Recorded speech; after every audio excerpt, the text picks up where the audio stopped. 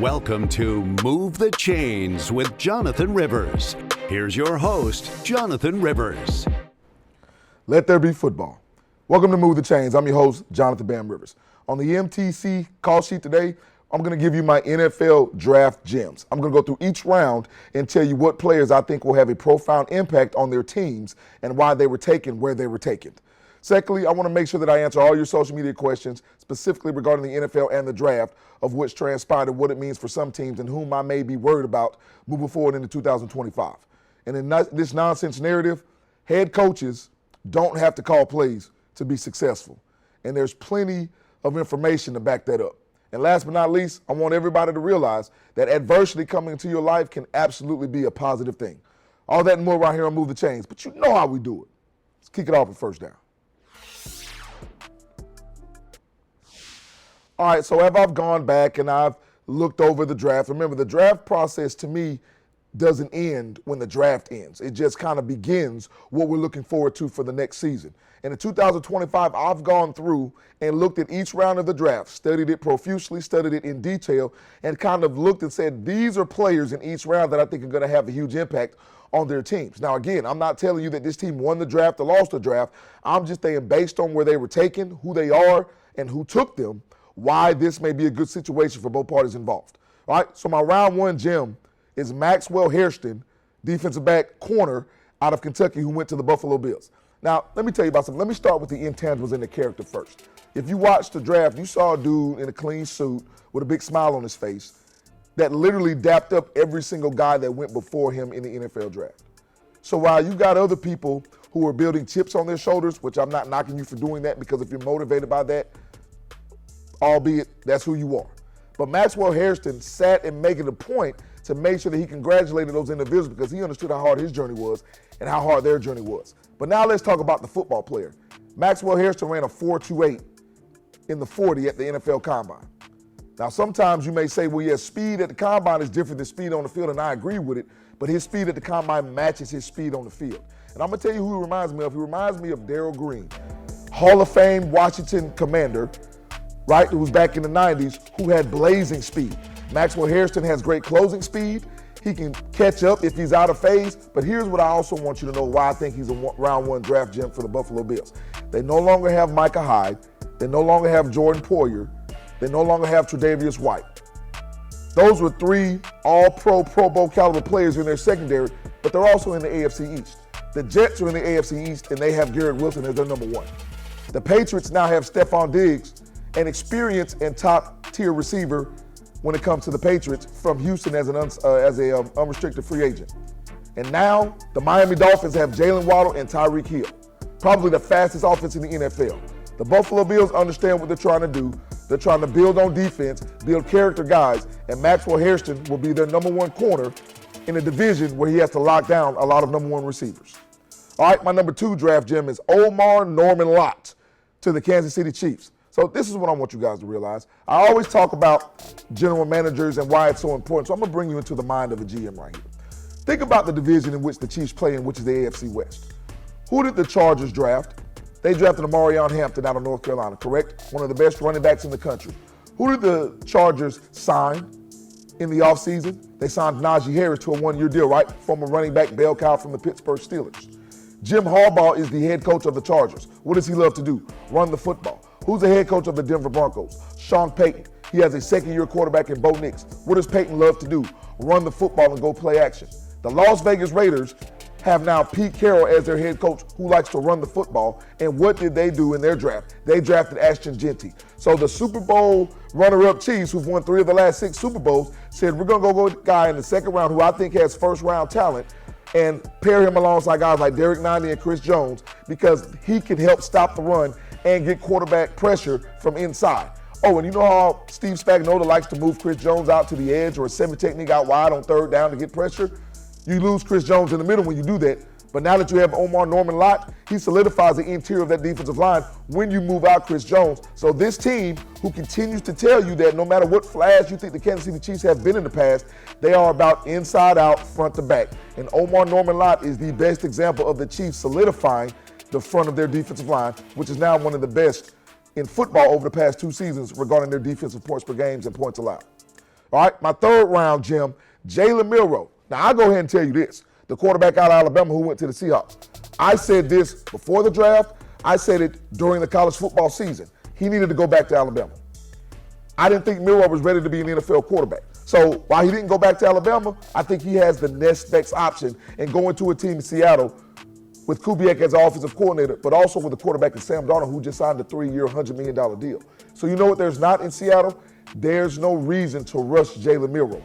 Coach McDonald knows that, but Coach McDonald also knows that when he was on the staff in Baltimore, he had a one-of-one player in Lamar Jackson.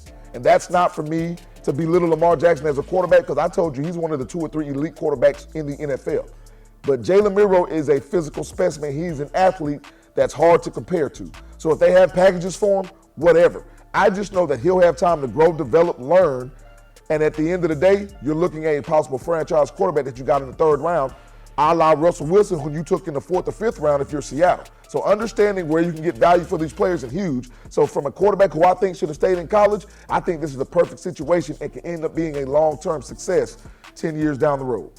4th round. Now, I'm going to tell you guys, Jaquez Hunter from Auburn was my 4th round gem. And I'm going to tell you, I went through this draft. The 4th round is going to have multiple Pro Bowlers and All-Pros. I'm just telling you, that's how good the picks in the 4th round were. But think about Jaquez Hunter. Not only was he one of the best running backs in the SEC last year, he was one of the best running backs in college football. And he didn't accumulate the amount of carries I think he should have, which is why I think Auburn struggled a lot because they never depended on the run like they could have. But that's good for Jaquez Hunter because he has a lot of tread on those tires, and he also went to the Rams. And forget Les Snead, the GM of the Rams, and how great he's been. When he said, forget those picks, he said something else when they traded for Matthew Stafford, and they didn't have a 1st-round pick for a few years, but the Rams only missed 1 year of the playoffs. That's how they've done. And let's forget Sean McVay, who is a phenomenal offensive play caller and a phenomenal offensive strategist. They like to run the football because they have a gunslinger at quarterback who's probably going to end up in the Hall of Fame in Matthew Stafford, who loves play action, especially because he's getting older. They have to protect him. But you know what? Blake Corum is ahead of him right now in the running back room. He's a little slower than Jaquez Hunter, and I don't think it's strong. Kyron Williams is their number 1 running back right now who has a fumbling problem. You have Jaquez Hunter in the 4th round, currently 3rd on your depth chart, and because Sean McVay loves to rotate backs and give it to the hot hand anytime in a game, when the game flow is saying that we need to keep this guy in the game, Jaquez Hunter can be a huge reason why the Rams have a solidified running game in 2025. All right, my 5th round pick, Shedeur Sanders. Let's not overthink the room here. They got a 5th round draft pick with 1st to 2nd round talent. In my opinion, 1st round talent. Shedeur Sanders may be one of the highest value draft picks in the history of the NFL draft. And I think there were some 1st round draft picks in the past, a la Patrick Mahomes, who have outplayed his value. Like his value is still underappreciated. But Shedeur Sanders, in this 5 quarterback room, and everybody has an issue that the Browns have 5 quarterbacks. When you haven't had a good quarterback in your organization since Baker Mayfield, you need as many swings as you can take. And I'm telling you, I think he will have the reps because I don't think that Kenny Pickett will be on the roster long. I don't think Joe Flacco will be on the roster long. They drafted Dylan Gabriel in the 3rd round, so they obviously believe in him. I think you will see these quarterbacks get reps. And you will see, because you've got a 3rd and a 5th rounder that are rookies, one of them will make it, one of them will not, and one of them has trade value. But I think Shedeur Sanders may be the steal of this draft. All right, now my 6th round draft pick here, Jimmy Horn Jr., actually Shedeur's receiver at Colorado who got taken by the Panthers. Undersized slot receiver with huge upside. Bryce Young got better last year because they went and spent money on the offensive line. I've said this before. Now what you're doing is you have Adam Thielen already, right? And now you have an opportunity for Jimmy Horn Jr. to be huge in the slot. And lastly, Brashard Smith. Ladies and gentlemen, do you know that Isaiah Pacheco was taken in the 6th or the 7th round for the Kansas City Chiefs as well? And he's just become one of the best running backs, and he's that power guy. Now you've got a thunder and lightning aspect with Brashard Smith out of SMU, and this guy was a transfer from Miami who played receiver. Rhett Lashley, the head coach of SMU, didn't even want him because they had too many receivers. But if you can come here and play running back, which means he does everything you need in terms of what the Kansas City Chiefs want out of their backfield. Do you remember how the Chiefs closed out the Buffalo Bills in the AFC title game when Samaje Perine leaked out into the flats and Mahomes hit his back in the flats and they got a 1st down to close that game? There are a few teams that like to throw the football more to their backs than the Kansas City Chiefs. And you just got a phenomenal athlete that you can do it to go along with Isaiah Pacheco. I think this is a higher draft value than they did drafting Clyde Edwards-Helaire, because I think this is a better player and also more durable. All right, those are my draft gems from each of the rounds in the NFL draft 1 through 7. When we come back from the break, I'll be answering your social media questions. Back with more Move the Chains right after this. And welcome back to Move the Chains. Before I get to your social media questions here on Second Down, I want to take this opportunity, as always, to thank my Lord and Savior, Jesus Christ, for the chance to host Move the Chains. I also want to thank you, the fans. Ran into a guy at the bank the other day, Mr. Tui, who said he watches the show and loves the show. So shout out to Mr. Tui for supporting Move the Chains and everybody else, whether it's YouTube, Facebook, here on Fox 54, or Instagram or TikTok. And also to the best production crew in the business, shout out for the men and women that make sure this show runs smooth and seamlessly at all times. All right, but now you know what time it is. It's time for Second Down. All right, so my social media questions. I love this segment of the show where I get to answer questions that I see always on social media, or actually that I hear out and about when people ask me directly. So let's go to the first question. Did drafting Jackson Dart save the jobs of Brian Daboll and Joe Schoen? The answer is no. Because drafting Jackson Dart, I think it was a good decision to draft a quarterback in the first round. They traded back up to get it. I don't necessarily think he was the second best quarterback in the draft. That's neither here nor there. The mindset of drafting a quarterback was good. I do think that to think he saved their jobs is wrong, because if anybody saves your job, it'll be Russell Wilson, because he is going to be the starter. Now, you may say if Russell Wilson doesn't play well, let's play Jackson Dart if we think he's ready, as opposed to playing Jameis Winston, because Jameis is the solidified backup. But if you're the Giants and you really care about the development of your quarterback and the development of your team, you want Jackson Dart to sit back and learn. Now, I understand that you took him in the first round, and everybody thinks that because you take him in the first round, he should play early. That doesn't mean it. That means that you know what you have and you invested in your future right now. So no, this move doesn't mean that Brian Daboll and Joe Schoen are safe. They're safe if they win if they win football games. All right, we have next question. Should every college football program have a GM or a general manager? Unequivocally, the answer is yes. College football, if you haven't heard me say it before, you're new to the show, and thank you for watching, is the new NFL. With the NIL, with the transfer portal, with all the money that's going here, ladies and gentlemen, college programs need GMs, because to ask a head coach to not only monitor recruiting, player development, his assistant coaches, and also all of the money that goes around is something that is going to put you at a disadvantage, because he cannot wear that many hats. I'm already telling you. So a GM, to me, is not just requested. It shouldn't be something considered. It should be required, and it should be necessary for the development and the growth of your college football programs. All right, that's my last question we have here. What NFL team are you most concerned about moving forward? It's the New Orleans Saints. And it's not because I was dead right about the Saints not being good and missing the playoffs in 2024. It's not even because Kellen Moore's a new head coach. I think Kellen Moore, as a head coach, will determine how he wants to build this program. And you've seen that by the draft, going with an offensive lineman first. He understands how important it is. But I'm concerned because this is a team that money-wise, whom Sean Payton, the new head coach of the Broncos, second-year guy, had a lot to do with, by the way. This team is 15th or 16th in available cap space with about $27 million. That's not terrible, but it's not great when you're trying to build a roster. But they're also 6th in dead cap space, guys. They are in $53 million of dead cap space. I'll just put this into perspective before I close out this segment. Jameis Winston played for the Browns and is now on the roster for the New York Giants and is making $7 million in 2025. Paid for by the New Orleans Saints. When we come back from the break, it'll be my nonsense narrative. Does a coach have to call plays?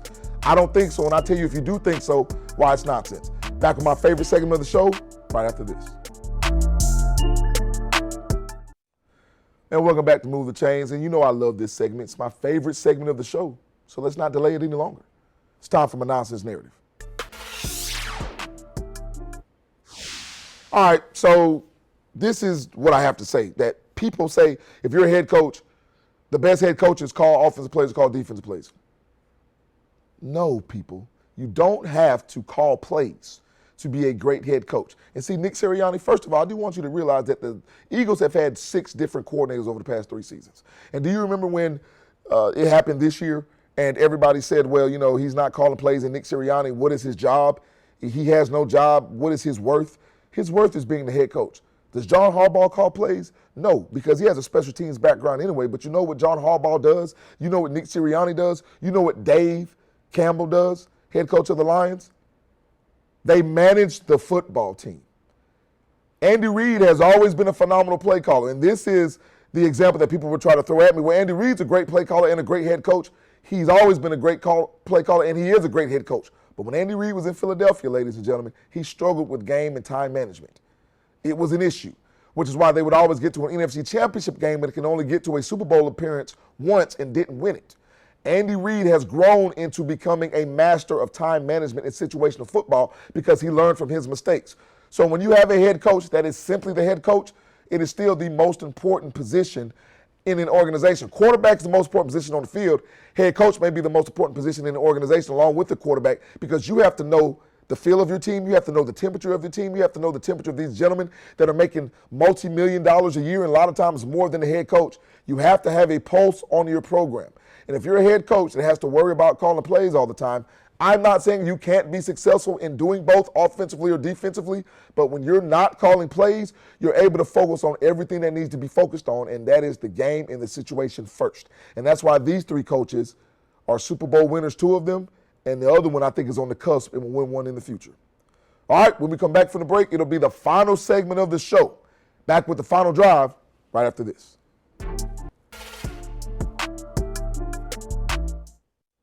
And welcome back in to Move the Chains. And it's time for the final segment of the show, so you know what that means.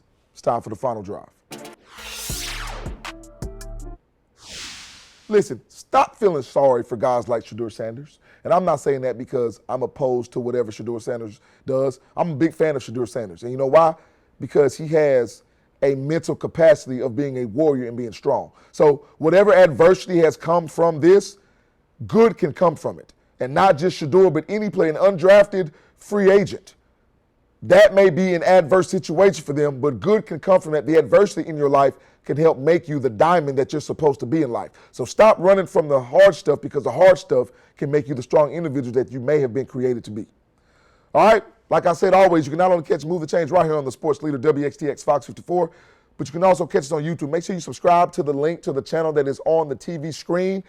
Subscribe, like, leave a comment, because we're here for it. All right, hey, another banger here on Move the Chains for the best production crew in the business. I'm your boy, Jonathan Bam Rivers, and always remember, build every day of your life brick by brick. And until next time here on Move the Chains, God bless.